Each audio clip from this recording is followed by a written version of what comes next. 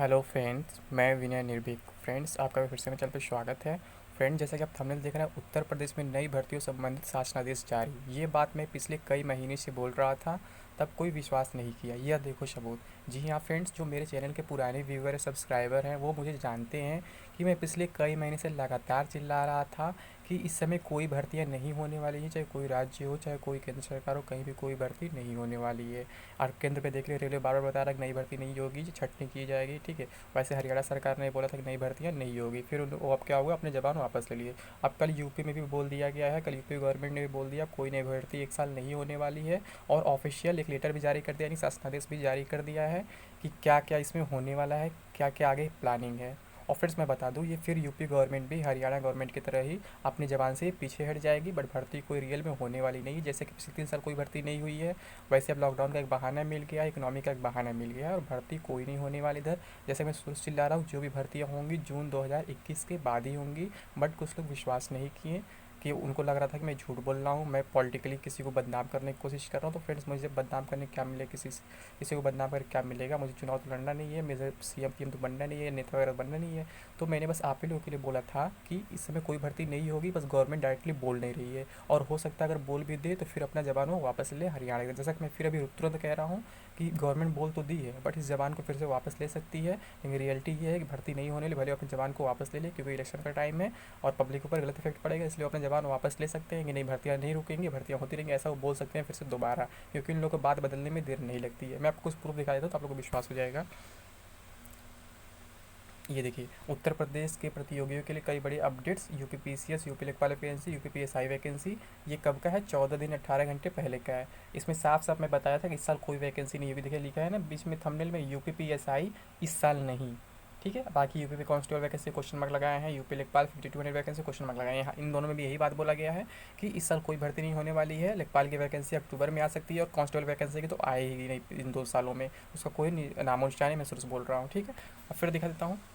फिर ये देखिए, ये 18 दिन 12 घंटे पहले का वीडियो है। बिग ब्रेकिंग, अब उत्तर प्रदेश में भी 1 साल तक कोई भर्ती नहीं। उत्तर प्रदेश लेखपाल भर्ती कब होगी तो ये भी बताया था मैं, अक्टूबर में। बार बार रिपीट कर रहा हूँ, लेखपाल भर्ती अक्टूबर में आएगी, इस साल कोई भर्ती नहीं होगी।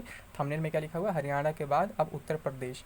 अब लेखपाल भर्ती जून 2021 में भी नहीं। देखिए मैं पहले जून जून बोल रहा था क्योंकि ये लॉकडाउन का इफेक्ट नहीं था, इशू नहीं था और पीईटी का प्रॉब्लम नहीं था। जब पीईटी आ गया तो पीईटी जून में होगा तो कहाँ लेखपाल का हो पाएगा। तो इसलिए वो अक्टूबर में आएगा, दिसंबर में एग्जाम होगा उसका, मैं यहाँ भी बता चुका हूँ। ठीक है। अब इससे पहले देख लीजिए, ये लगभग 1 महीने पहले का है, 29 दिन 11 घंटे पहले का है। उत्तर प्रदेश लेखपाल भर्ती जून 2021 से पहले नहीं आएगा। सबूत देख लो, यूपी लेखपाल अपकमिंग वैकेंसी। तो यहाँ मैं बताया था पूरे सबूत के साथ। ठीक है। तो लेकिन क्या है, आप लोग को क्या होता है, आप लोग केवल न्यूज़पेपर्स और टीवी चैनल के भरोसे बैठे रहते हैं, जो वो बोलते हैं आप लोग मान लेते हैं। मैं बार बार कहता हूँ, इनका विश्वास आप लोग न करें, ये बहुत ज़्यादा अफवाह फैलाते हैं। आप लोग अपना दिमाग लगाएं कि जो 3 साल तक कोई भर्ती नहीं करा पाया वो अभी कैसे करा लेगा जब इकोनॉमी इतना डाउन है। तो मैं बार बार आप लोगों को कहता हूँ कि अपने दिमाग खुद इस्तेमाल किया करें, किसी के बहकावे में न आए। ठीक है। अब मैं टाइम न लेते हुए आपको शासनादेश दिखाता हूँ कल का, कि आगे की क्या प्लानिंग है गवर्नमेंट की। नई भर्तियों में कटौती भी होने वाली है, कुछ पद कम किए जाएंगे जैसा कि रेलवे में हो रहा है। तो मैं दिखा देता हूँ शासनादेश क्या है कल का। ये देखिए, प्रेषक संजीव मित्तल, अपर मुख्य सचिव वित्त विभाग उत्तर प्रदेश शासन। सेवा में समस्त अपर मुख्य सचिव, प्रमुख सचिव, सचिव उत्तर प्रदेश शासन। समस्त विभागाध्यक्ष एवं कार्यालयाध्यक्ष उत्तर प्रदेश। वित्त आय व्यय अनुभाग 1, लखनऊ, दिनांक 18 मई 2020। विषय, कोविड-19 के कारण प्रदेश में लॉकडाउन घोषित होने के फलस्वरूप उत्पन्न विशेष परिस्थिति में व्यय प्रबंधन एवं मितव्ययिता के लिए दिशा निर्देश। महोदय, विश्व स्वास्थ्य संगठन डब्ल्यूएचओ द्वारा कोविड-19 को महामारी घोषित किया गया है। लॉकडाउन घोषित होने से राज्य सरकार के राजस्व में अप्रत्याशित कमी आई है। कोविड-19 महामारी की रोकथाम तथा जनहित के अन्य कार्यों हेतु संसाधनों की पर्याप्त उपलब्धता सुनिश्चित किया जाना आवश्यक है। इस स्थिति में संसाधनों के समुचित उपयोग तथा कैश प्रबंधन हेतु राज्य सरकार द्वारा वित्तीय वर्ष 2020-21 के लिए निम्न निर्णय लिए गए हैं। राज्य में कोई केंद्र पूर्वनिर्धारित योजनाएं, सेंट्रली स्पॉन्सर्ड स्कीम्स संचालित हैं जिनका सीधा लाभ प्रदेश की आम जनता को प्राप्त हो रहा है। इन योजनाओं में केंद्रांश की धनराशि प्राप्त होते विभाग को उपलब्ध करा दी जाती है। वर्तमान विशेष परिस्थितियों में प्रदेश में राजस्व की प्राप्ति अपेक्षा से बहुत कम हो रही है, अतः प्राप्त केंद्रांश की धनराशि के सापेक्ष राज्यांश की धनराशि आवश्यकता अनुसार चरणों में उपलब्ध कराई जाएगी। अभी तुरंत दिया जाता है, तो अब चरणों में दिया जाएगा, कई स्टेप में दिया जाएगा। प्रदेश के समग्र विकास हेतु राज्य सरकार द्वारा अनेक राज्य पोषित योजनाएं चलाई जा रही हैं। वर्तमान विशेष परिस्थितियों के दृष्टिगत यह आवश्यक है कि सभी विभागों द्वारा ऐसी योजनाओं की समीक्षा कर ली जाए तथा उन्हीं योजनाओं को इस वित्तीय वर्ष में क्रियान्वित किया जाए जो अपरिहार्य प्रतीत होती हैं। ऐसी योजनाएं जो अपरिहार्य एवं आवश्यक न हों उन्हें वर्तमान वित्तीय वर्ष में स्थगित किए जाने पर विचार किया जाए। यानी कि जो योजनाएं अभी आवश्यक या अपरिहार्य नहीं प्रतीत होती हैं उन्हें स्थगित कर दिया जाए। अब समझ सकते हैं क्या बोला जा रहा है यहाँ पे। राज्य सरकार द्वारा वर्तमान में अनेक ऐसे निर्माण कार्य किए जा रहे हैं जिन्हें पूर्ण किए जाने हेतु धनराशि की आवश्यकता है। अतः बजट में उपलब्ध धनराशि का उपयोग ऐसे निर्माण कार्यों में ही किया जाए जो प्रारंभ किए जा चुके हैं। सीमित संसाधनों को ध्यान में रखते हुए केवल ऐसे नए निर्माण कार्य प्रारंभ किए जाएं जो अपरिहार्य एवं अत्यंत आवश्यक हों।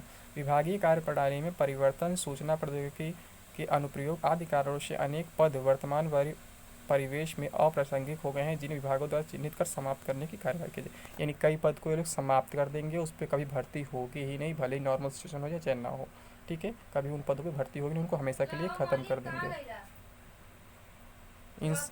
इन समाप्त किए जाने वाले पदों पर यदि कोई कर्मचारी कार्यरत है तो उसी विभाग में रिक्त पदों पर समायोजित किया जाए। वर्तमान वित्तीय वर्ष में विभागों द्वारा नए पदों का सृजन नहीं किया जाएगा। देखिए साफ साफ बोला जा रहा है। इसी को कहते हैं प्रतिनियुक्ति।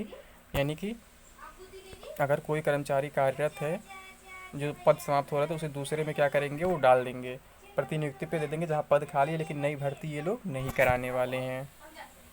विभिन्न विभागों में सलाहकार, अध्यक्ष, सदस्य आदि अस्थायी प्रकृति के पदों की नियुक्तियां भी की जाती हैं। इन पदों के लिए सहयोगी स्टाफ की व्यवस्था हेतु कोई नया पद न सृजित किया जाए। सहयोगी स्टाफ की व्यवस्था सरप्लस स्टाफ से अथवा आउटसोर्सिंग से जाए। यहाँ प्राइवेटाइजेशन की बात हो रहा है, सरप्लस और आउटसोर्सिंग की बात की जा रही है। यानी गवर्नमेंट कोई भर्ती नहीं होने वाली गवर्नमेंट के लिए। ठीक है।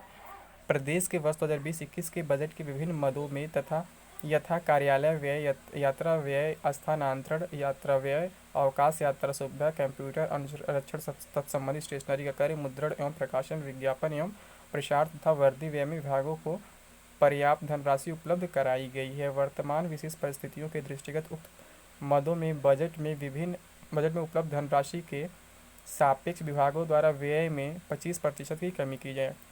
इन सभी मदों में किसी भी दशा में पुनर्वियोग से धनराशि उपलब्ध नहीं कराई जाएगी। विभागों द्वारा नए वाहनों का क्रय नहीं किया जाएगा।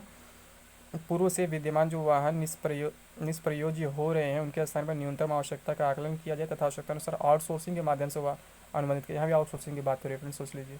इसके अतिरिक्त सरकारी वाहनों के अनुरक्षण एवं ईंधन पर होने वाले व्यय पर विशेष ध्यान दिया जाए तथा सभी स्तर पर यह सुनिश्चित किया जाए कि वाहनों एवं ईंधन का दुरुपयोग न हो। इस मद में बजट आवंटन के सापेक्ष व्यय में कमी लाई जाए। शासकीय कार्यों के लिए की जाने वाली यात्राओं को आवश्यक एवं अपरिहार्य कार्यों की पूर्ति हेतु न्यूनतम रखा जाए तथा यथासंभव वीडियो कॉन्फ्रेंसिंग के माध्यम से बैठकें आयोजित की जाएं। जो अधिकारी हवाई यात्रा के लिए अधिकृत हैं वह इकोनॉमी क्लास से ही यात्रा करें।